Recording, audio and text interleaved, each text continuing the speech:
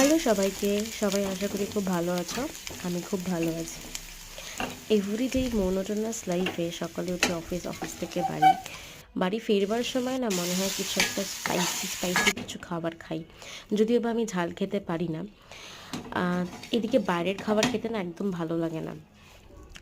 তো বাড়িতে এসে ভালো লাগে দেখতে, বাট ইচ্ছা করে না খেতে।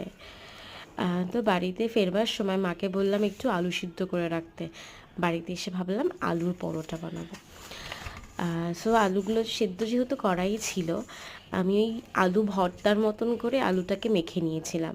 মেখে নেওয়ার পরে যেরকম ময়দার সাথে মিক্স করে ওর মধ্যে একটুখানি ডাইজেস্ট যাতে ভালো মতন হয়। ময়দা it's not good for health, মানে আমাদের তো যত বাইরে জিনিসগুলো খেতে বেশি ভালো লাগে।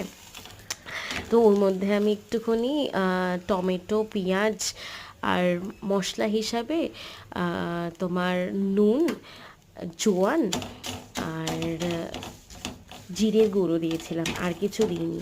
ওইভাবে ময়দাটা মেখে তেল দিয়ে ফ্রাই করে নিয়েছিলাম। খেতে বেশ ভালোই হয়েছে।